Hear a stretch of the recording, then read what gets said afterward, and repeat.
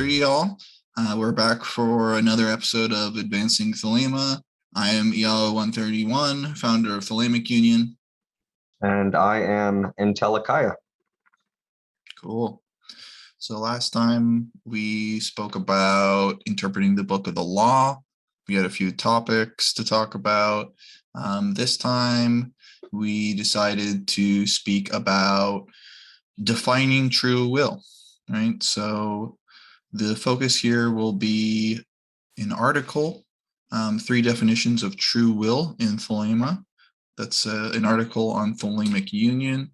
So you can go to thelemicunion.com, just look for that article, and that's basically the reference point for our discussion today. I don't know if you want to do some kind of thoughts before we begin, but I thought I would just, kind of summarize, go along the article and summarize quickly. Maybe we could stop along the way a little bit. And then after the summary, also just kind of continue the discussion. How's that sound? Yeah, no, I just want to say that I thought it was a really useful and interesting article, and I think it's going to be a good focal point for a discussion. So I think that plan sounds good. Awesome. So the article's 3 definitions of true will in Thelema. So I'm just kind of going to scroll along in the article and talk about what it says. If you're interested in the details, again, go to thelemicunion.com, check it out yourself. So this article is a result of basically some conversations, informal conversations I've had with some Thelemites over the years, and it's become very obvious to me that there's some ambiguity around the definition of true will. And this is an issue, right? So when your entire philosophy is do what thou wilt, there is no law beyond do what thou wilt, thou hast no right but to do thy will. I think it is not a controversial opinion to say that everything in Thelema revolves around this idea of will. And so if that will is not defined clearly, or if there's multiple definitions and the entire system turns around it, that can be kind of problematic, right? So the issue here is specifically when Thelemites speak about true will or use the term will, it seems to be used in multiple contexts, in multiple meanings, without any kind of differentiation, right? There's no kind of conscious awareness that people are, as we say, equivocating on this issue, using multiple definitions of the same term, without saying so, that there's a difference of definitions being said. So one of the points I make in the article is that this is not a kind of modern degradation of Crowley, I don't think. It's actually a product of the seeds that Crowley planted have come to fruition. And so he actually spoke about will in all these different ways and never really differentiated. So there are, in the article, 3 distinct definitions of true will. I think they're distinct, at least. I'm willing to accept that there are actually more definitions of true will and will in general that are used by Crowley, but these are the ones I hear Thelemites using themselves, right? So in my opinion, there are 3 definitions of true will. So the first definition of true will is this idea that will is my choice, right? My free intentional choice. So doing something of your own free will, doing something with intention, that is an act of will.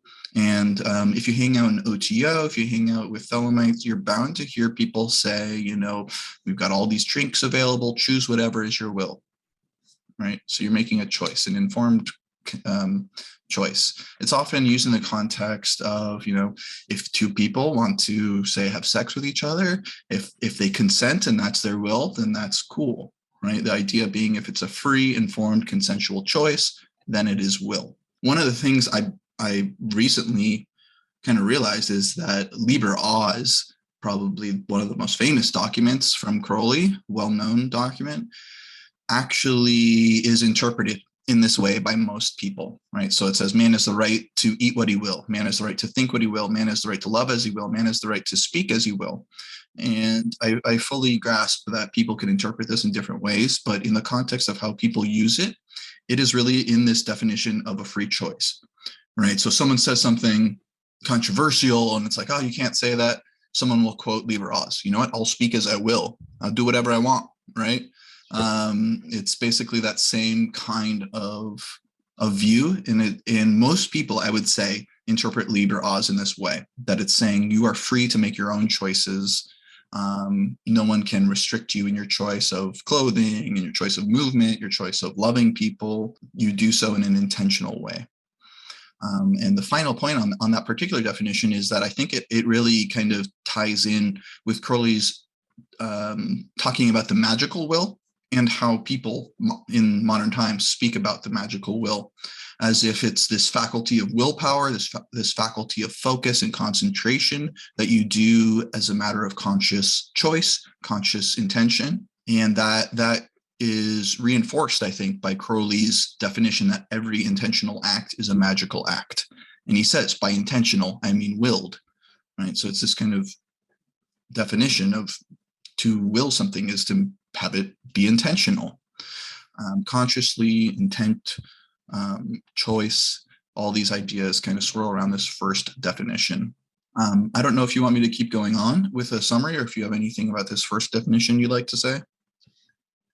So, I mean, the only thing that I would really point out about this definition, which might render it problematic, is that generally the way that Crowley speaks about the Ruach is that it's related to the power of choice. And so, I mean, what I see potentially problematic about this definition is that it would move the will down into the Ruach, and the will is supposed to transcend the Ruach.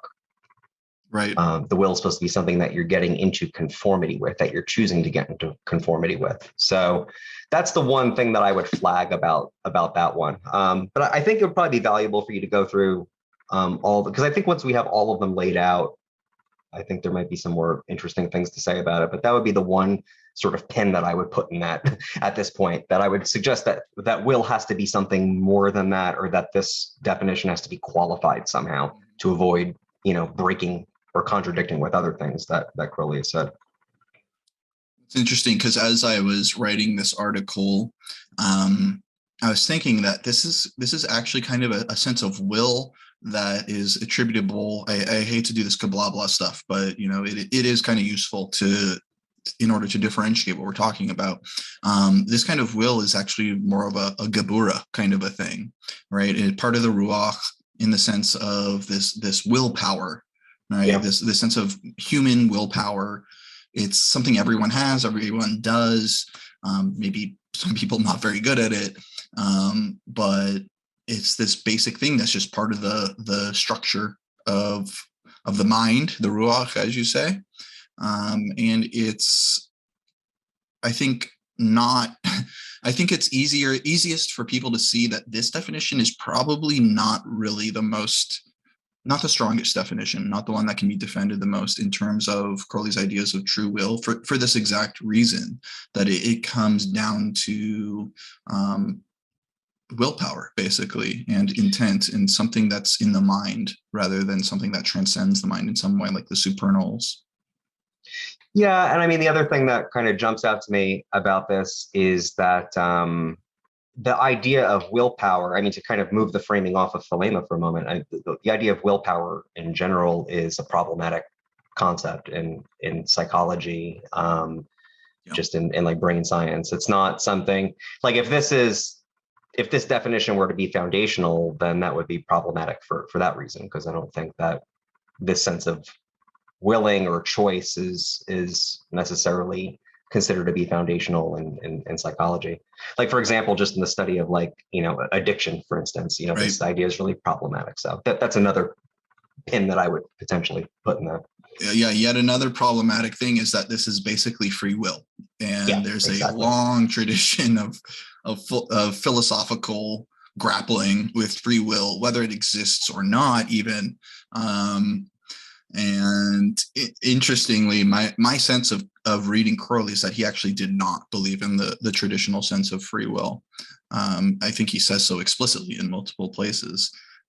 He has kind of a more abstract view of free will, where, God, you as God willed everything into existence, and that's the free will. It's like, well, that's not exactly what anyone means by free will. Right. But that's yet another problematic aspect of this definition is that it comes down to freedom of will in the traditional sense of just being, of making your own choices. And we want to have some kind of idea of that. Like we want an idea of agency and an idea of choice. But I think that we don't really, with this definition, the way that it's stated, I don't think we have a standpoint to really address it in a full sense. And so that's kind of part of the reason why I want you to go through the other ones too, because I think Sure. that will kind of build out more of a framework that we can actually, because we want to talk about agency. That's crucial to, Right. just to life. So hopefully the other definitions will give us something more substantive to stand on to do that. Let's hope. Yeah, we'll Yeah. see. Okay, so moving on. Definition 1 was this idea of choice. Definition 2 is that true will is your divine life purpose. To use a common phrase, it's your God-given purpose. It's your God-given task in life, or it's your destiny in some way.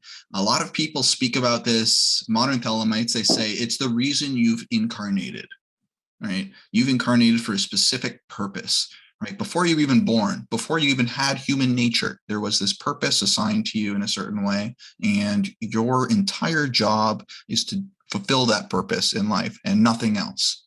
And it's kind of tied up in this idea where attainment, spiritual attainment, knowledge and conversation of the Holy Guardian Angel, the purpose of that is to receive that divine revelation of what your purpose is, right? This angel comes along, trumpets blaring, and says, your purpose is to blah, blah, blah. In Crowley's case, he thought it was to teach mankind the next step, to teach mankind knowledge and conversation of the Holy Guardian Angel.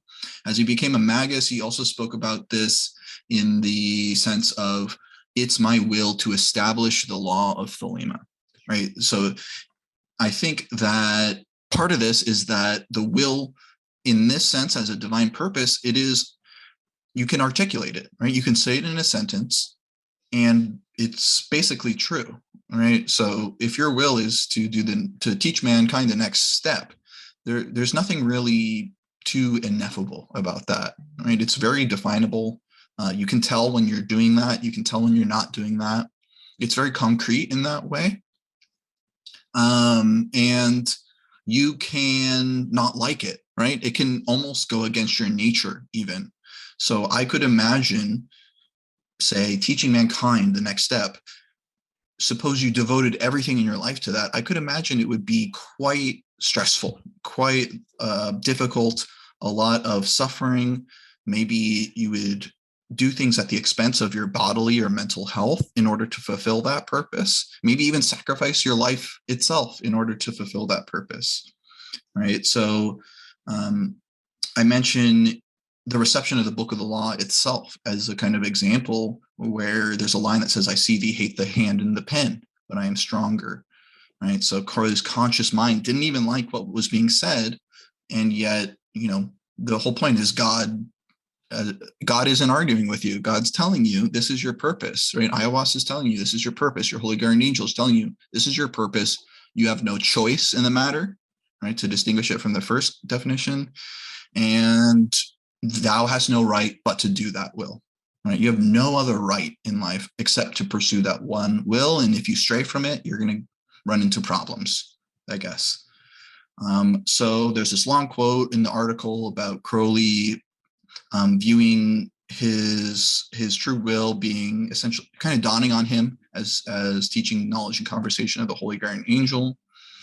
And then another quote where he says, my job, the establishment of the law of Thelema, is a most discouraging job, right? So this maybe not the most joyful thing in the world ever, even. It's discouraging, it's difficult, but you still have to do it. Very Protestant. It is a very Protestant view, actually. Yeah, it's essentially Protestantism with some edginess. Yeah. Then again, a lot of Thelema could be said to be that. Agreed. So Crowley says in Message of the Master Therion, each star moves in an appointed path without interference, right? An appointed path. So appointed, presumably by some supernal intelligence, God, not appointed by your own mind. It's not something you choose. Right. It's something given to you. It's something you're subjected to. All right. I think a lot of language in terms of knowing your will, this idea that you must know your will and then do your will, I think it falls into this category a lot where, well, your whole problem is you don't know your will, right? If you knew your will, then you could order your entire life around it. So therefore, you must do these spiritual practices so that your angel can come out with the trumpet and tell you what your will is, and then everything will fall into place. Right. So in terms of modern Thelemites discussing this and using it in their language, that's usually where we see that, as well as what I said before. It's the purpose you've incarnated. Right. So, I mean, this one I think is more interesting in a way because, and I feel like my response to this one's a little more complicated because you have to separate, I think, the description of what he's talking about. I think he's describing something real, but you have to separate that description from the kind of explanation that he gives for the phenomenon. And then in the description itself, you also have to kind of tease apart some of Crowley's more extreme statements about it that might have applied mostly just to him or the way that he particularly experienced this. So I think that human beings naturally feel as though their life has a purpose. Like, our picture of, physics and reality might say that there are no purposes, but certainly psychologically we're set up to experience purposes. Right. We don't experience things as just, parts that are kind of stuck together. We experience them as wholes or gestalts, or what the Greeks call logos. And we tend to view ourselves that way as well. We tend to think of ourselves as a gestalt, as a whole that is existing in a larger whole with a kind of appointed purpose to it. And this is just kind of, I think this is just something bedrock in our experience. And it colors how we live our lives very strongly. Like we tend to, like the things that stand out for us, the things that are foregrounded for us, the things that we end up caring about are very much tied up with our sense of purpose. Like what's important to us, what we care about, our purpose are very closely interconnected concepts. And when I say having to differentiate between that and the sort of religious or metaphysical explanation that Crowley gives for it, like Crowley is attributing it to, it's hard to tell, maybe something supernatural, Right. depending on what your interpretation of the angel is. The idea of a God-given purpose in life obviously has that very strong religious connotation to it, but I think that it's understandable why it feels that way, because when you're experiencing a sense of purpose or when you feel like you're fulfilling a mission, it's as if the world were created by a mind like yours for a mind like yours. And that's, I think, just an unavoidable experience that we have. We have it also when we experience something like natural beauty, for instance, can often come across that way. And so I think that this is a case where, but there are ways to interpret that experience that don't rely on supernatural explanations. Philosophers have been doing that since at least Immanuel Kant. Also, the whole idea of there being wholes in nature and purposes is very much a part of evolutionary biology at this point, which is a naturalistic explanation of how organisms form and interact with their environments. They're different.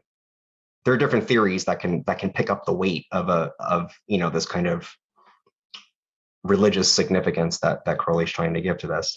And then to separate it out from the other thing, which is Crowley's sort of like histrionics about it, the idea, there's just one purpose. And, in my case, that purpose happened to be to promulgate Thelema. Like most people aren't going to have that kind of clarity about what they're doing with their lives. And I mean, if you read Crowley's diaries, like he didn't have that kind of clarity all the time either. I mean, he writes about it that way sometimes, but that's not right. That's not uniformly the case. He went through a lot of feelings of hopelessness and feeling lost and despairing and so forth. So I think that if you relax the kind of extremism and the histrionics around it, and if you start to peel it off from the particular, metaphysical underpinnings that he's trying to use to explain it, I think it's a phenomenon that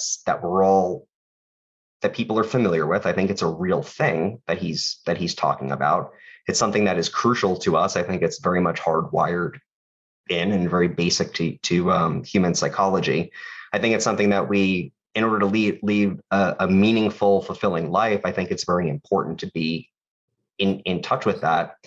And I think you could also interact with it symbolically in various ways, through various spiritual practices or through art, for instance. So I would give this one, I think this one has a bit more validity to it. And also you can kind of see how it connects to the first definition, just insofar as our sense of purpose increases, we feel a stronger sense of agency.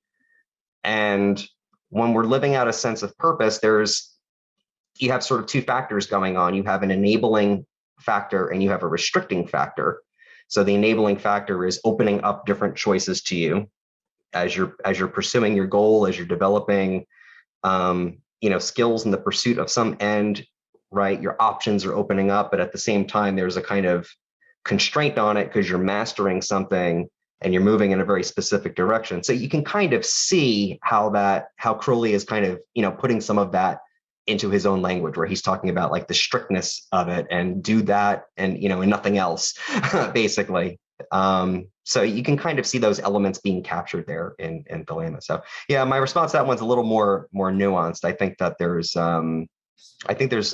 something to that, but I think to make it match up with experience, I think it require a little tinkering as well. Right. Yeah, my own sense is that if you do take the traditional kind of theological underpinning for this, i.e. that God is giving this purpose, well, we have to grapple with a few things here. One, just being kind of the general historical, cultural context of the encroachment of nihilism, the idea that God is dead and we've killed him, or even just going to the Thelemic idea that there is no God but man. Well, if there is no God but man, then we're back to basically definition one, right? We're choosing our own will, and that's our appointed path, is whatever I choose. Well, that does not carry the same feeling, the same weight as literally the God of the universe appointing a path for you. It's completely different, really. And I think that is the basis for a lot of kind of traditional despair around nihilism, around the idea that God is dead, that there isn't this appointed path that is set in stone, set in somehow like the hard coded into the universe itself. And you only need to understand the universe to figure out your particular piece of the code, I guess. And so if we are doing away with this, infinite God that knows everything and specifically knows your particular purpose, and you just have to pray to them and so on and so forth, it complicates the whole picture a lot, I think. And one of the things that recently has been a big theme with things I've been thinking about is just that people hold these completely contradictory views together at the same time, or they'll switch from one to the other without realizing that it's basically like completely different metaphysical underpinnings for what they're talking about, one contradicting the other. And it's like, oh, well, God appointed that purpose, but God is man, and therefore I make that purpose, but I'm God. And it's like this weird circular argument that is very, I don't know, it's kind of vague and hard to follow exactly. It's also kind of flattening. It sort of flattens out the spiritual experience as well at that point, because if you're constantly throwing it back on your freedom of choice, it's like there's nothing to like align yourself with, or nothing to really else to figure out. It's just license basically at that point. Right. So one of the things I've noticed that people do is collapsing one of these definitions into the other. Right. So your divine purpose is to make free choices, right? Exactly. Or something like that. But it seems people don't realize that you basically erase essentially the second definition by doing that. You erase the basis of it. You erase God, and that's fine if that's what you're really trying to do.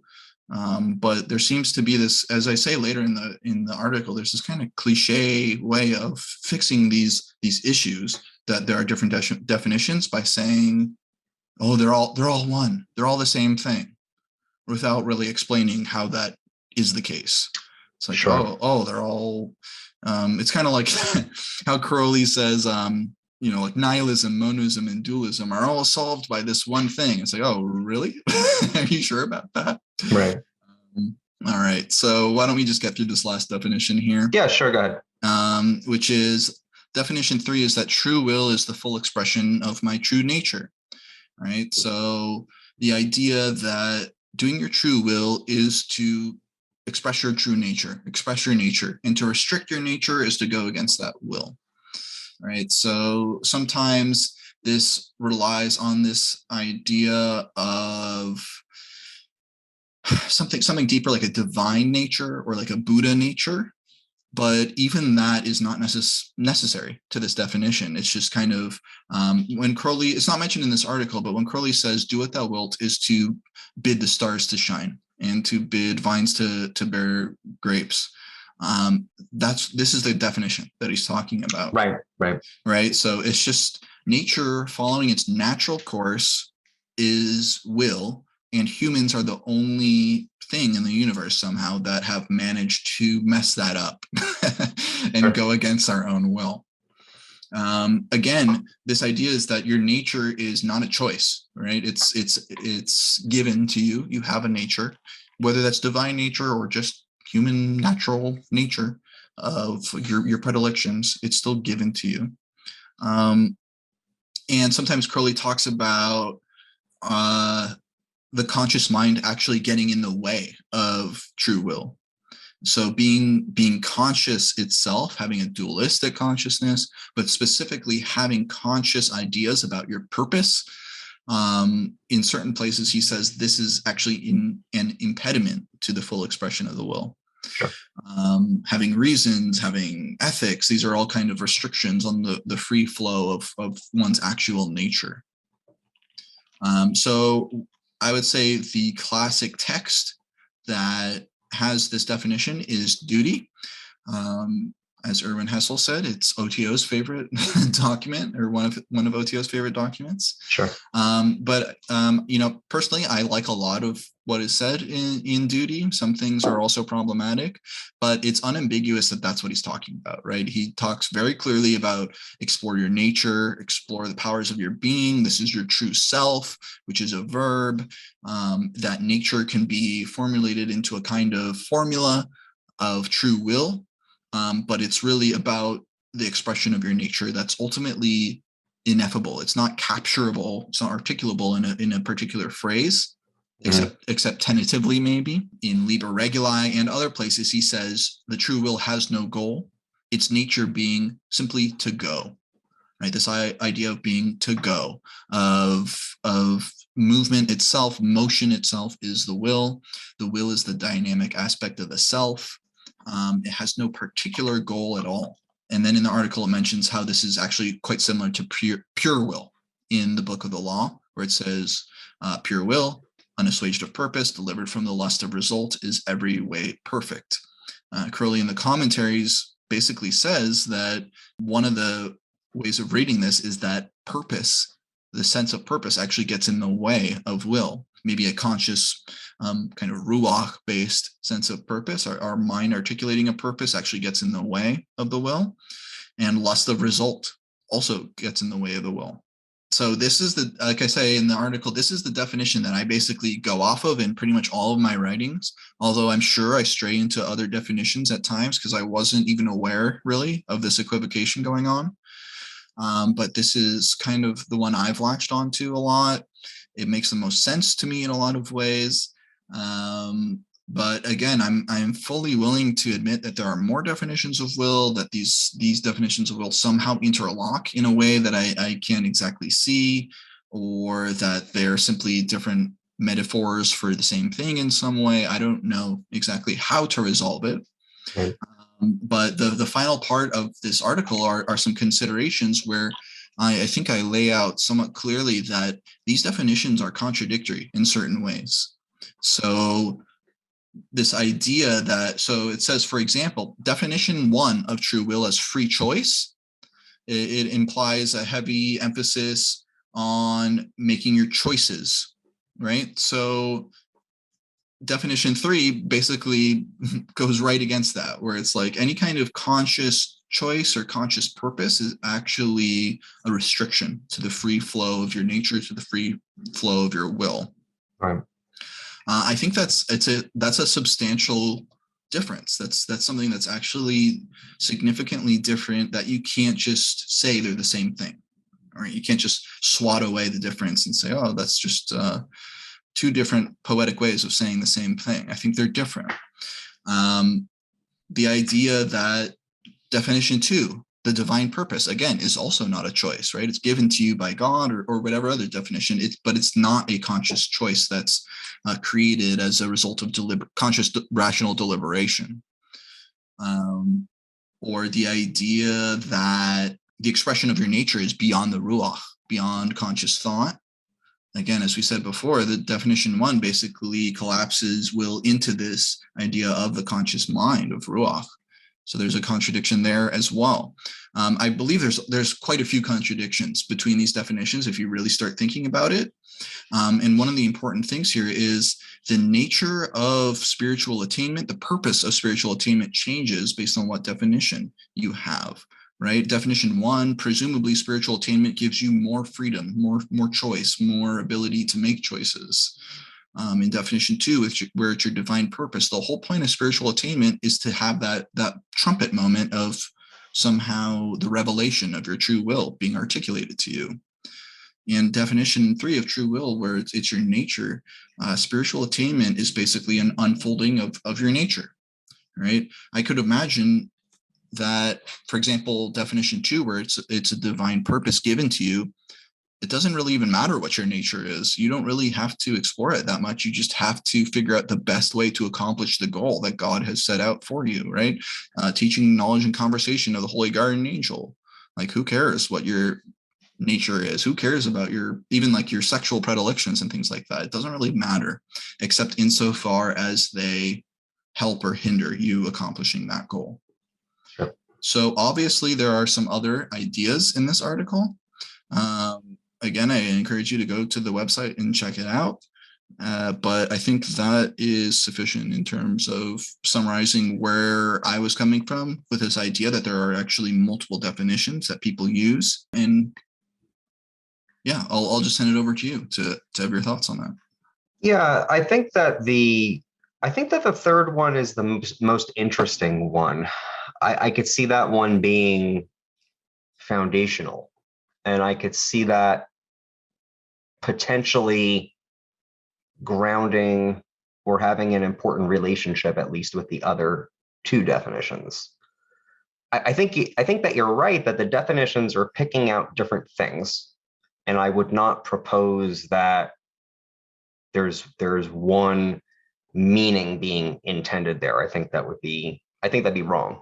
I don't think that's possible to do that. But what I do notice, it does seem to me as though there are important relationships between them. So I already pointed to the one between definition 2 and definition 1, in the sense that when we do have this sense of purpose, we do find that different options open up for us as we gain mastery, just through a skill set. That there does seem to be some kind of relationship there between things standing out as purposeful and meaningful, and at the same time having greater freedom, but also in a way that's at the same time somewhat restricted. It's not completely open-ended, but it's the kind of freedom that you get from mastery is what I would say. And then as we were talking about that, the question came up of how can you sustain this idea of purpose if you're not going to have that religious metaphysics, right? How are you going to have that if you don't have a God-given purpose? And I think what's interesting there is that, as I was kind of touching on a little bit when we were having that discussion, there are purposes are things that biologists talk about. Like, that is part of the theory of evolution. It's part of dynamical systems. It's It's actually an idea that's been brought back from Aristotle. Aristotle talks about a lot about this, and people are realizing now that it actually makes sense to use the way that Aristotle talks about purpose, not necessarily with Aristotle's worldview and the way he viewed things, but certainly the conceptual sets of parts and wholes. And I think that that's a nice segue to start talking about the third definition, because the third definition is going into nature. And I think that what's kind of left unclear in there is precisely what the meaning of nature is there. It's not terribly well spelled out by Crowley by any means, but I could see interpreting that in such a way that if it meant something, if we take nature in a broad sense, but not necessarily a mystical one, if you take it in a biological sense, and you're looking at it not just in terms of desire or drive or like hunger, like the appetites, if you're not looking at it just strictly in terms of, what Plato would have called the lower part of the soul or what Crowley would have called the nephesh, but if you include along with it all of the cognitive machinery that we have in place that constitutes mind and constitutes its relationship with the world. And if you, and at the same time, keep to these frameworks these kind of organismic frameworks from, that are useful when thinking about evolution, evolutionary biology, I think you can start to make some interesting claims about it. Like, I wouldn't keep to every single claim that Crowley's making about it. Well, I would make a different claim and say that Crowley is perhaps identifying a phenomenon which is real and talking about it in a way which is not entirely precise, or maybe not using, precisely the best framework to kind of, bring out all of the potential in it. But the way that you could see the contours here of, I was thinking of this before when you were reading it. I think you were talking about, the expression of your nature, realizing your potential. See, that kind of phrase just gets thrown around so much that people I never know what the hell people mean when they say things like that. But if you put a little more meat into this idea of nature and you start to talk more in terms of the way in which, for example, there's the sense that the mind is fitted to its environment and that there's a kind of reciprocal binding between our sense of agency and our cognition and our mind and the environment, and that, so we make changes to our environment, the environment makes changes to our minds. We can't separate ourselves from our environment. And one of the things that Crowley talks about, you didn't cover this in the article, but it's related, is the idea of the finite true will versus the infinite true will. Right. And he says that the difference of the infinite true will is that it's the great work, or it's the accomplishment of the great work. But if you look at how Crowley reframes the great work, it's this union of subject and object, which I think is very much pointing to that kind of mutual fittedness or mutual kind of participation that's going on at like the very depths of our experience of ourselves and of the world. So I could see potentially how, these are three different things, but I could see how they kind of form a hierarchy. Like at the top, you have a sense of your own agency in the world, but that's not foundational. However big we see our world and however much agency we experience at it is conditioned at a deeper level. Like we know that from like studies of addiction, that people who are addicted have really, really small worlds that they're living in and really limited sense of their options, and that you can't access that directly. You can't say to somebody, well, think really hard about your addiction and think about why it's a bad idea, right? It doesn't work. Like there's stuff happening at a much deeper level in terms of, we also know that, the sense of purpose might be diminished or, very much restricted. So I think that's underlying that sense of agency, is that there's only a very limited number of things that are lighting up as foreground objects. It's like, when's the next fix, or this pain that I'm in, or the feeling of withdrawal that I have to get rid of, right? So again, that's very limited.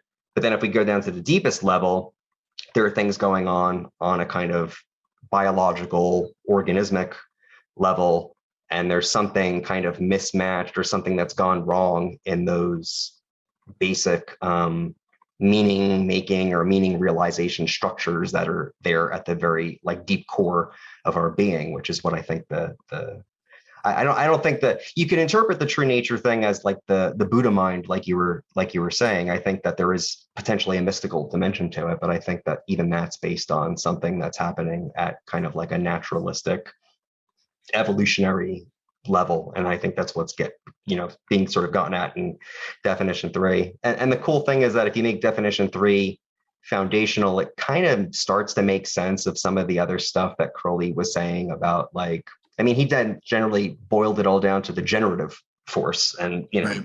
things like that, but you can start to make sense of the particular spin that Crowley starts to give on this in the context of OTO. So that's kind of how I would look at it. I would say that I could see there being a hierarchical relationship between these, with a kind of with a thread of meaning realization and agency realization kind of running up from the bottom up to the top.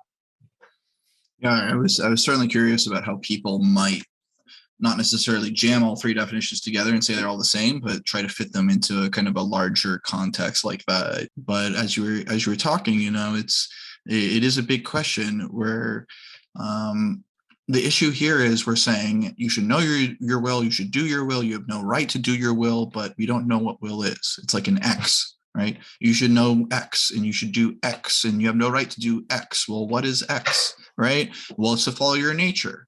Okay, well, guess what? Nature is an X, right? Nature or a Y, right? So if my nature, what is that? And it's not as obvious as I think some people think, right? So addiction is a very good example, right? There's studies where mice or rats or something, they'll choose cocaine over food until they die, right? So is that them following their nature? It certainly seems like it. Because what other choice is there for them, right? If we take the idea that it's only humans that go against their will, then we have to immediately accept that, well, that's the rat's true nature, is to die by suicide while extremely high on cocaine. But I think most people, for humans, would say, doing cocaine until you die is somehow bad, presumably. I think that's an uncontroversial statement. And I think a lot of people would say it's not your will because you basically kill yourself doing it. But it really leads to the question of, well, then what is nature? Is it really just our biological drives, as you're talking about? Is it a Buddha nature, kind of a nature? Well, if you study psychology, if you look at humanity, people are following out their natural urges, their natural drives, their mind's natural tendencies to use heuristics and make shortcuts. Tribalism is a natural drive. These are things that most people would not consider the pinnacle of spirituality, right? To be, basically determined by your physical drives, to be determined by tribalism. We actually have to fight against that nature in a lot of ways. And a lot of spirituality is kind of a lesson against our most base kind of nature. So I guess my point is that, yeah, we're equivocating a lot about will, and then we often kick the can down a few yards and say it's nature, but then we're equivocating about nature. Like, what the heck are we even talking about? That's a good point. There's all these variables where when we define a variable, we define it in terms of another variable, and then we feel satisfied with ourselves, but it's just a bunch of fingers pointing to each other. And like, what actually is at the base here?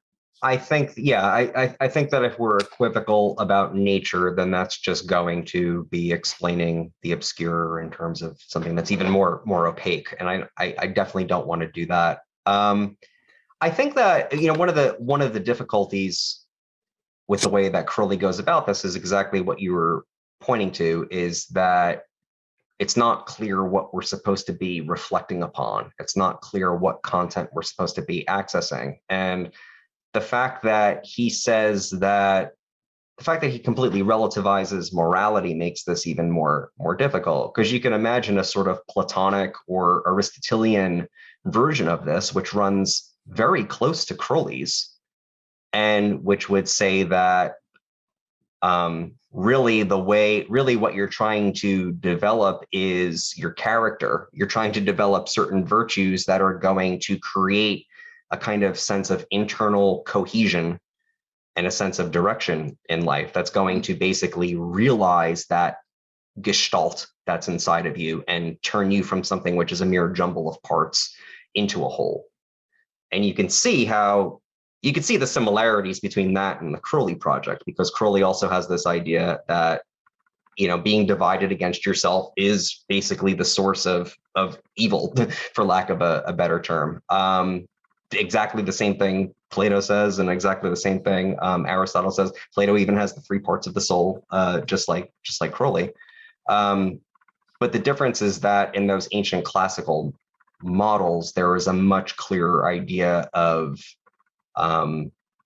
no, ethics is not going to be something completely relative to a person. Obviously, it's going to have to be applied in a situation, so it's going to be relative that way. But the principles themselves and the methodology to go about realizing yourself and actualizing your, like, so from the perspective of ancient philosophy, to actualize yourself means something. It means to take there's a method for taking a potential within you and turning it into an actual expressible form, and it's going to have certain qualities to it. It's very defined. It's not like our present day terms. When people say nowadays you have to actualize yourself or actualize your potential, it's like it can mean anything, really. It doesn't have any meaning to it at all. And you can kind of see how the Crowley setup, like, he wants to take away, I think, what he considers to be arbitrary restrictions on that. So there's a kind of strong modernist impulse there. But the problem is that he's not also putting in a framework to tell you precisely what it is, like, what is this potential? What is this true self that you're trying to actualize? Like, yeah, it has this open-ended quality to it, you know, to go, its nature is to go. And there's certainly something accurate about that, but it's not really filled out enough. I mean, the only alternative that I would say is that when he went about doing it in OTO, he did spell it out a lot more. I mean, he has that list of virtues that he's trying to teach, right. You know, truthfulness, courage, skepticism, you know, indifference to circumstance, right? All these sort of classical virtues. And these are not and it's hard to figure out exactly how that's supposed to fit along with his conception of what the human being is. Because in the case of in the case of someone like Aristotle or Aristotle's an easy one, because he says it's the golden mean. Basically, you have an excess of one thing and then it's underdetermined in another, and you're trying to figure out a kind of balance between what we might call variation and constraint, right? To kind of optimize the best of both. Crowley doesn't really have anything like that. His notion of balance is far more abstract than that. So that's what I would see as the difficulty there. And frankly, it's the thing I've always found kind of difficult in Crowley's ethics, is that it's very hard to tell exactly what the procedure is supposed to be. Like, is it, like you were saying, a trumpet blaring and an angel coming in? I don't think that's, I frankly don't know a single person that's ever happened to. So I'm not even convinced that that's real. Yeah, the problem is so if someone is so convinced that something is their divine purpose, then you kind of look at them, you side eye them, and it's like, oh, whoa, this person is a little crazy. Why do they think they have this very specific purpose? That's a little messed up. And what's the error correction mechanism there? I mean, the whole idea of this is premised on the idea that we can be so badly deluded about it. I mean, even Crowley has that idea that we're just hopelessly deluded. And then there's something that happens that, awakens you from that and brings you to self-knowledge. It's like, okay, that's a classical problem and solution right there. That's familiar to anyone who studies the Western tradition. But what exactly is the method there? It's not really clarified.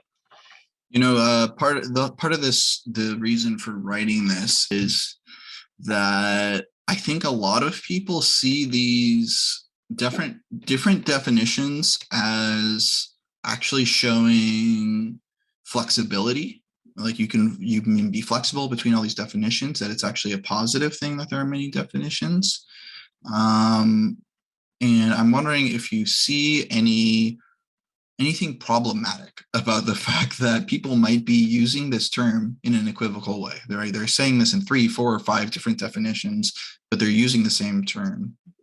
Yeah, I would say that the main problem there is that when you have that much equivocation, in such a fundamental term, a term that's really defining what your spiritual project is, I would say that the likelihood of bullshitting yourself goes up astronomically at that point.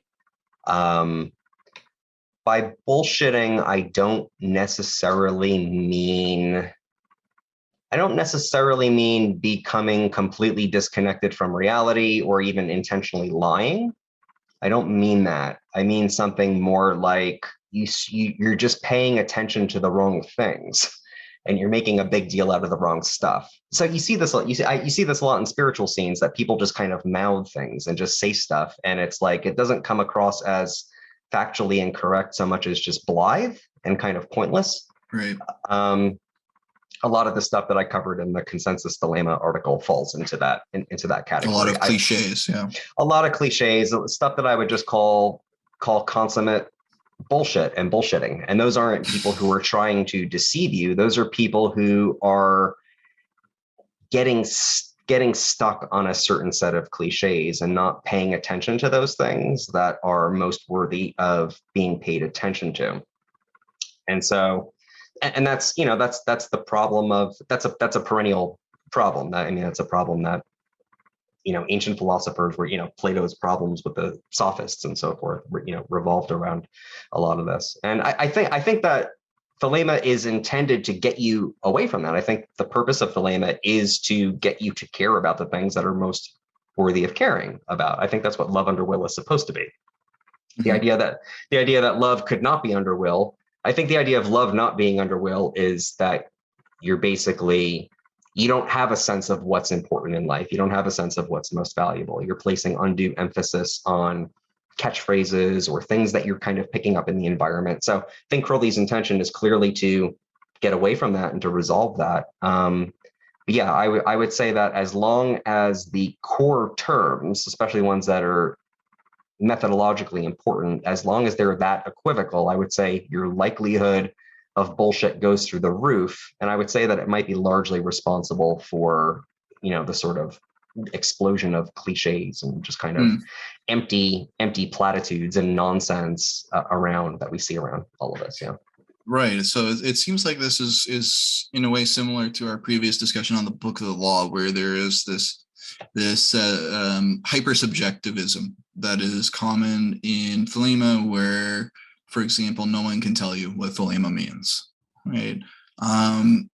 No one can tell you anything, right? It's all up to you. No one can tell you what your true will is, or what true will itself is, right? And it makes the basis of the system, Thelema, in my view, it basically, like I said, it puts an X, a variable at the center of the system rather than something concrete, something actually tangible. And for me, that feels like a problem, because there's nothing to hold yourself accountable against. There's nothing to judge yourself against. No one can tell you you're wrong. It's not even possible for someone to tell you that you're wrong, because that's up to you to not only define what your true will is, but what true will itself is. And no one can tell you otherwise. And I cannot imagine a situation where that doesn't lead into some kind of hyper narcissistic, hyper solipsistic view, where you can't accept that anyone would ever challenge you, can't accept any kind of mistake, and therefore you never learn, you never grow. So it seems like it's a very similar problem to the way people interpret the Book of the Law. It's the same issue with true will, where it's a series of deflections, a series of dodges, a series of cliches that prevent people from realizing that there is some cognitive dissonance at work, that there's some contradictions, that things don't match up so cleanly. And if some random person out in the world is like, oh, I define true will for myself and blah, blah, blah, I don't really care, right? It doesn't really matter to me if some random person defines true will as whatever the heck they want. But the problem is there are people writing about this people publicizing Thelema with these ideas, and literal bishops and ninth degrees of OTO who are saying exactly this. In fact, I don't think it's wrong to say that the official policy of OTO is basically that anyone can interpret Thelema for themselves. And one of the problems here is that it basically turns Thelema into, instead of it being something taught, something that you learn about, something that a system that you are subjected to and train yourself in and learn from, it becomes basically a way of saying everything you already believe is cool, everything you already believe is true, and anyone contradicting you, they're the ones interfering with your true will. Yeah, I mean, I think that might even be putting it a little too mildly. I think the problem might even be worse than that, because not only can nobody else give you any kind of feedback on this, I don't see how you can give yourself feedback on it. Right. To me, that's an even worse problem, because that means that I can be completely deluded about myself and have no clue whatsoever. And for anybody listening to this and thinking, oh, that can never happen. I mean, there are a lot of people like that, but it's always somebody else, right? We're always pointing to somebody else and saying, oh, wow, that person really never kind of grew up, or, oh my God, I can't believe how immature they are. It's always somebody, it could be you, and you wouldn't know. How would you even begin to know it? The other problem with it, I think, is that I think it's just factual. I think part of it, it's factually incorrect to say that each of us has a nature so radically different from one another that you can't make any comment on mine, or vice versa, right? Right. I think that's a very good point. Yeah. We share the same basic body plans. We share the same basic brain structures. We know that we share the same basic cognitive structures. To deny that basically begs the question against philosophy as a whole. So, and psychology as a whole, and anthropology as everything. Yeah. So, and I find it impossible to believe that Crowley meant something quite that reductionistic to the individual, that each of us is just so completely thoroughly different that there's just no way to generalize. Like, why would he say he wouldn't write anything at all if that were the case? So I find it unlikely that he believed that. So, and if you look at his interactions with his students, he clearly thinks they're wrong at certain points, right? He's correcting them. He's saying, like, for example, Frater Akkad, like, you do not understand the concept love. Like, you're wrong. Sorry, this is dumb and sentimental. This is incorrect. Right. And that's what people, I think, at the end of the day, that people really want some kind of guidance, some kind of system, some kind of philosophy. They don't come to Thelema just to necessarily have everything reflected back at them and say, you're A-okay. Everything you believe is completely correct. There's nothing you can do that's wrong. They want to learn something, to grow and to be challenged for the most part. Obviously, there's exceptions. And the idea that nature is completely inscrutable, that we know nothing about your biology, your psychology, or anything, that's ridiculous. Right? Like, to take nutrition as an example, it's like, if you take this idea to the extreme, you'd have Thelemites being like, I only eat chocolate chip cookies, right? You can't tell me that that's wrong, that that's somehow against my health, because my health is my own, and you can't tell me. Well, we can. Sorry. Like, we know stuff about the body. It's not that great to eat chocolate chip cookies all the time. There's going to be problems, et cetera, et cetera. And the same with psychology, the way the mind works, the way the unconscious works. We've got a pretty, we don't have everything figured out, but we've got a pretty good idea in terms of how things work there, what works, what doesn't work. And so the hyper-subjective point of, you can't ever tell me that something is my nature, it feels very adolescent to me, right? It's like, you're I don't have to listen to what you say, Dad. I'll do what I want, but expand it to everything, basically. I guess as you get older, maybe you realize, hey, maybe Dad had a point there. right? It's like there are some things that are good for pretty much everyone. And I think Crowley actually acknowledges this in various places. Sure. Like you say, he mentions certain virtues. In an OTO context, it's very clear that there are certain things that are beneficial, certain obligations, certain oaths, right, that are one way and not another. And even the Book of the Law, Liber Sati, they praise strength, they praise courage, they don't praise the opposite. Right? Are these completely meaningless? Are they just to be interpreted as an X, and you interpret that X however you want? I don't think so. And yet that is what has become the consensus in modern Thelema, that no one can tell you any of this stuff. And I think it's very dangerous. You have a bunch of narcissistic people in the first place who are drawn to Thelema, and then you have a system that reinforces their narcissism a lot. Obviously, I'm joking to some extent, but I think the end result is essentially an exacerbation of this kind of narcissistic tendency that anyone challenging you has to be wrong because they don't know you or something like that. Yeah, and I think to add on to what you said, I think another common factor that Crowley emphasizes is the idea of self-unification, which we touched on a little bit before. I would say that that's an even more overarching ideal for him, even than the particular, virtues that are meant to be taught in OTO, and it carries over into other contexts for him as well. So this is another one of these ideas that goes back to ancient philosophy. This is, the ideal that Plato put forward. And like I said, he even uses the three parts of the soul, although for Plato, you have a part of your mind, the rational part, that can learn, and then it can train the other parts and put the other parts into alignment with it. And it starts to create a virtuous circle, because the more you put yourself in alignment with yourself, the more reality opens up to you. The more information you're able to take in and synthesize and teach yourself, it becomes a virtuous cycle very, very quickly. It's called a process of climbing up, or anagoge.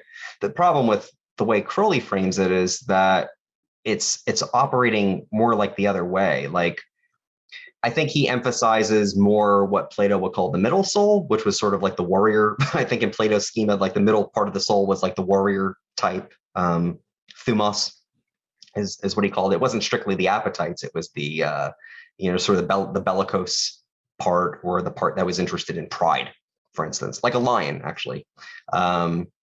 And because Crowley doesn't really have like a really fleshed out idea of human nature, aside from this idea of like that we have a kind of general drive to, express this will, and a general drive for wholeness or for oneness, he doesn't have that completely spelled out notion that, and he also wants to downplay the rational side as well, which is potentially quite dangerous, because that's what forms the anchor for the rest. And so to go back to the third definition, it's like I would include within the idea of human nature the idea of rationality and the idea of cooperation. You were kind of touching on this before, that we form bands and have sociality is part of our nature as well as are things like ethics and norms of behavior, I would say.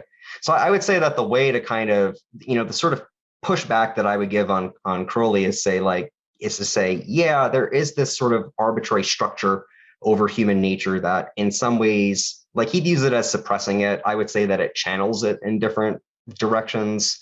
But I would say that, to push back, that our nature includes far more than just simply appetites, or the desire to, fuck and have a meal, or, to be a warrior, or things like that. There's actually a great deal in there. There's also a drive for inner peace and for wisdom, and, also for wholeness, like Crowley is saying, for a sense of a deep need to feel in touch with reality, I would say, which I think gets lost in the kind of dynamic that you're talking about, where it's appealing to these kinds of narcissistic desires, for sure. I think more often than not, the result is not narcissism. I think it's just inner division. I think it's just saying saying one thing, believing another, and doing a third thing. Is really it's mostly just it mostly just returns people back to the default condition that they're in anyway before they find spirituality. It's sort of my view on it. Like, I view it as largely harmless, but I agree with you that for those who do have a narcissistic disposition, then yeah, that would definitely appeal to them as well. Right. Yeah. I suppose I meant it more in kind of a soft way of not being able to accept that anyone else might be right about anything, as narcissists almost always do. But yeah, that's exactly right. That it seems like the thing that annoys me the most is the use of terms in a way that is cliche, is superficial, is done with unexamined assumptions, is done with complete contradiction to what you said a sentence ago, and you say it as if it is completely consistent. It makes a lot of sense, or just using a very vague metaphor or some poetic description, and you assume that is it. So a very common one is, if you do your true will, you fit into the universal harmony, right? Sure. If you do your true will, it's like the stars in the sky. Everything is in perfect harmony. You're doing your true will. Other people, don't interfere with you or whatever. And everything is in this perfect puzzle piece in the greater puzzle of the universe. Sure. Well, that's just a metaphor, right? That doesn't tell you anything about what your true will is. It doesn't differentiate between a divine purpose and following your nature. It's again using that X, right? If you do your X, then everything is in complete harmony. Right. And so what I would hope for in the Thelemic community is that we kind of penetrate beyond the superficial metaphors, the cliches of, say, for example, will is not want. Okay, then what is it? What is it? Is it just your long-term hopes? Is it just you making choices? Again, that's what this whole conversation is about. But the whole point is it's a cliche. It's a superficial throwaway line, and we are left none the wiser. We feel like we've heard something clever, and so that's great. But it is a fundamental problem, I think, that the entire system of Thelema turns around a single idea of will, and yet people mean completely different things by it, completely contradictory things by it. They'll say contradictory things and not even realize it. And I think it is worth our while to differentiate these different definitions, to think about which ones make the most sense, and to frankly formulate a Thelema that makes sense, not one that is just everyone makes up their own Thelema, right? I think part of the implication of these definitions is a narrowing of the scope of what is Thelema, what is true will, right? So some people say, you can't tell me what Thelema is. Well, that's ridiculous. Like, clearly it means something. It means something discernible, something we can agree upon even. It probably is within the scope of at least these three definitions, and presumably we could narrow it down even further, or find out how they might interlock in a certain way. But it does mean something. Yeah, I mean, I agree with some of that. I would probably frame the project a little bit differently. Like, I see it more as like Thelema is kind of I view it as a relatively stunted tradition. Like when you look at, for example, Buddhism in the West, there's like a much greater vocabulary about mystical experiences. Right. There, it's been clearly developed in various directions and I in think various that's what ways. I have in mind when I'm thinking about this as well. Is like the Buddhist development of their tradition is so deep, and even the Catholic development of their tradition is so deep compared to Thelema, and we have these very surface level things. Anyway, go on. Yeah, and I think that in particular, I think that Thelema needs to be put more in dialogue with discoveries in psychology, the psychology of religious experience. I think it needs to be put more in dialogue with, people in the Buddhist traditions who have developed some of the same, mystical states and have, documented a lot more than that. More to the point of true will and the stuff that we're talking about. Like, there's been a lot of studies that have happened in positive psychology, not looking at necessarily pathology, but rather, okay, let's take people who actually are leading meaningful, satisfying lives and see if we can figure out what some of the commonalities here are. I think that's very much in the ethos of, the scientific method as Crowley envisioned it. I don't think that goes against the ethos of Thelema, because I think that a lot of times we're having these disagreements and conversations with ourselves in our own community. And it's very rare that you see some fresh air. Like it's very rare that somebody comes in with a study and says like, oh, here's something that got published, a couple years ago having to do with, I don't know, like agency or volition or like, meaning in life or choice or whatever. And, how can we put this in dialogue with Thelema? Like, can we use like what parts was Crowley getting right? What parts could he be more accurate about? That's like very rare. Yeah. That kind of relationship with, information outside of Thelema is unfortunately very, very rare. I mean, like I said, I could see that if we took this idea of nature and we broadened it a little bit beyond what Crowley is talking about, and if we kind of begin to complicate a little bit this dichotomy that he has between reason and the will, and see how the two things are actually maybe related in a way that's more nuanced than what he was saying, I could see developing something, along these lines and updating it and putting it into a constructive dialogue and actually producing something which, again, from my perspective, whether we ever get, a definition of Thelema or get people agreeing on something is less important to me than can we take something and apply it to our lives and actually grow and develop like substantively as people. Because that's the part that I find more alarming, is to see people, applying something for years and years and years. And like, it's clear that it's not doing anything for them other than, they're just stuck in a loop. They're obviously in as much existential entrapment as anybody. So to me, that's more alarming than the whole, like, can we define the thing? From my perspective, the reconstruction or the definition that has greater potential to help us self-actualize is the one that's going to win out. And the other ones are just going to, go to the side anyway. So I'm not so worried about that. Although, I do share your frustration in it sometimes when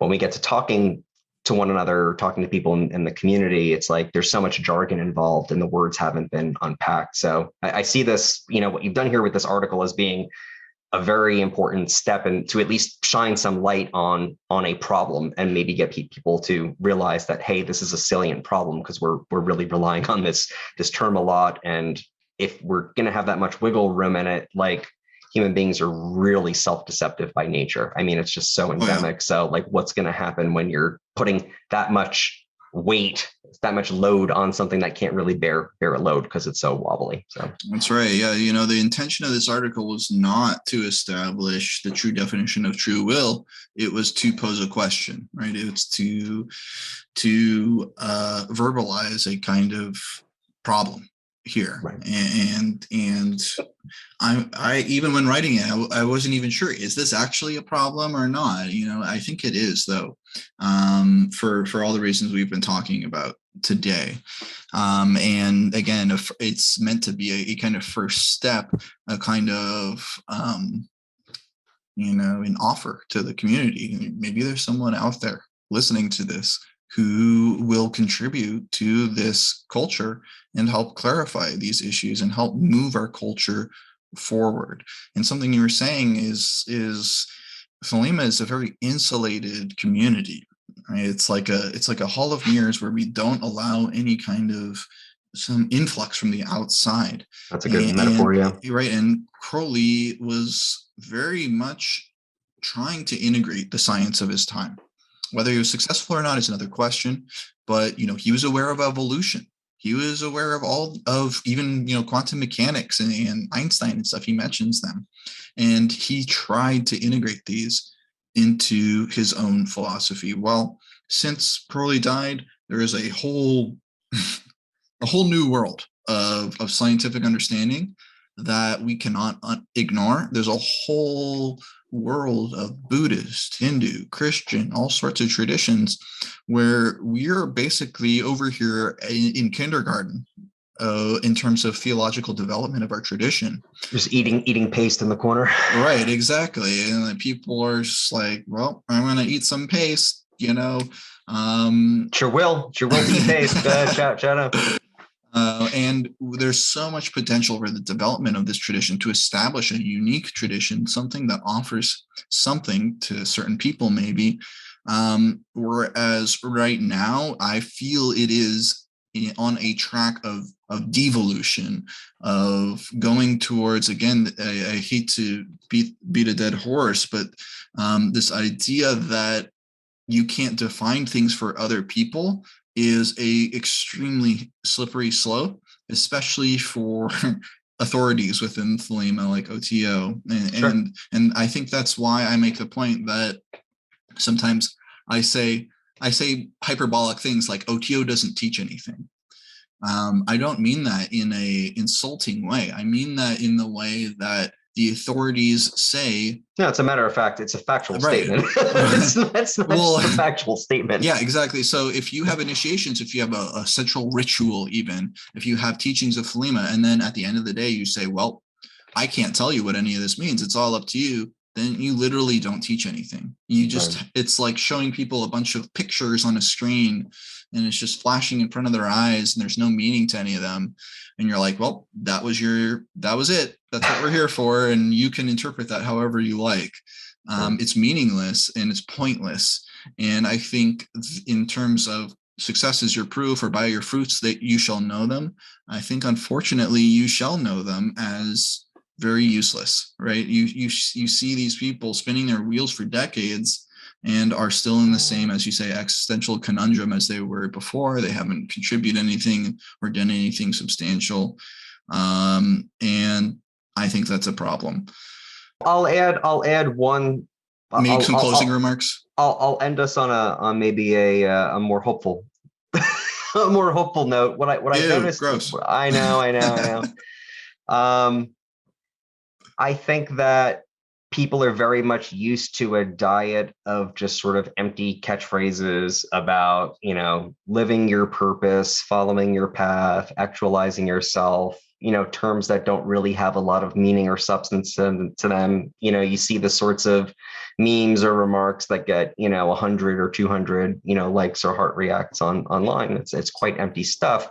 But what I have noticed is that whenever I begin to speak to people in a direct way that kind of activates their actual hunger and need for meaning in life, which is probably why they became attracted to spirituality in the first place, I have to imagine, they pay attention, like they kind of perk up. And as long as it's not done online, if you do it in person and like you don't get so many clever comebacks, people actually stop and think. And so I think that there is a real hunger. I think people do sense that something is kind of missing or lost in our modern life. And I think they're just used to the answer being something trivial, like just look inside, or it's about self-discovery or some vague shit like that.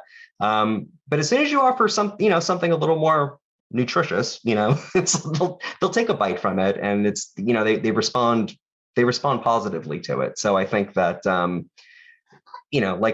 like we were just saying a moment ago, I think it's a question of opening up the windows and letting some new things in, some things that resonate and are consonant with Thelema, and that help clarify it and bring a little more substance, a little more thickness to it, or back into it, I should say. So that would be my optimistic, wholesome, upbeat note to end on. I think that's right, though. I think I talk about it sometimes in terms of will to power in the sphere of ideas, that if you have a good idea and it connects with people's lived reality in a tangible way, they realize this actually pertains to my life. It pertains to the problems of my life. The problems of a lack of meaning, the problem of a lack of connection between people, then those ideas will win, right? They will propagate. They will have effects on people. And the other point is this may just be a reflection of the greater trend of society, as we see in the particular example of social media, right? So the social mediaification of Thelema may actually be a problem. And I don't mean memes. I don't mean making content even. I mean the throwaway superficial cliches that are accepted as the substance of Thelema. And those get more clicks, frankly, right? A long considered article on something will get like 5 likes. If I, do a throwaway line of love yourself or like find yourself or something like that, I'm going to get like 200 likes. Easy. Absolutely. Yeah. Right. So it's another example of our nature actually maybe not being so helpful for us, right? Our instinct is to go towards these pithy kind of oversimplistic ways of explaining this system. And personally, I think there is actually a hunger for structure, a hunger for a system, a hunger for something actually being taught, something substantial, something that actually speaks to people's condition in a specific way and doesn't just say whatever the heck you believe, that's cool. Right, all of your beliefs, they're all true, right? That's there's a hunger for something that feels true as opposed to false, that we have a certain direction in life. I know a lot of people don't believe that for some reason, but my sense is there is a great hunger for that. And whenever someone speaks with clarity on these issues, I think they actually do end up getting some traction from these people, because at the end of the day, if we are trying to establish a tradition, it can't be a bunch of dodges. It can't be a bunch of cliches. There has to be something there. There has to be a something, right? It can't just be a series of dodges of well, everything is do your true will, but what's true will? Oh, it's your nature. Oh, but what's your nature? Oh, but you just, it's just like this endless loop of things that point to each other, and there's no center in the middle. So people hunger for a center. They hunger for substance, something to grapple onto. And I think Thelema does have the potential to offer that. I do believe Crowley planted the seeds of superficiality and cliche. So I'm not laying the blame totally at the feet of modern Thelemites. But hopefully this discussion is just one tiny little baby step in the direction of people trying to understand Thelema, trying to formulate Thelema, understand its actual principles, and create a coherent current, a 93 current, a coherent Thelemic culture that isn't just ironically do whatever the heck you want. Yeah, or that isn't just stuck in the same loop, that actually does realize that principle at the core of Thelema, which you mentioned much earlier, which is to go, to get out of this cloister, to get out of this box that things are in. I don't know if people listening to this really understand that the impulse behind it is to open it up, that it's already very restricted and kind of empty and vacuous. The idea is to bring in air, to bring in water, to bring in sunlight, and to actually get the thing to grow, not to nail it down. So yep. People listening, I hope this is interesting to you. Please, in the comments, if you have questions or you want us to talk about something or certain topic, please mention in the comments. And maybe if we're feeling sassy, we'll do that, and we'll address that. You can there's going to be links to follow Entelecheia and myself, various websites, social media, whatever, down below in the description. Please like and subscribe to this channel to help the great algorithm god to bestow their grace upon us and show us to other people in the world. Other than that, any final words from you? It's been a pleasure talking again. Hope people find it. Hope people find it valuable. Absolutely. All right, 93. 93. Hey there. If you've gotten this far in the video, you're probably pretty into Thelema, I'm guessing. If so, please like the video, subscribe to our channel, and leave a comment. Tell us what you liked. Tell us some topics to talk about next time. Please also visit our website, ThelemicUnion.com. There's lots of articles on Thelemic philosophy, the Thelemic way of life. If you haven't read these articles before, there's probably a lot on there that will be of interest to you. Thelemic Union also has an online course teaching you over the course of 120 days how to start a basic magical practice in your daily life based in the system of Aleister Crowley's magic of Thelema. So if you're interested in all that, there will be links below. Feel free to visit ThelemicUnion.com, and hopefully we'll see you next time on the next video. 93.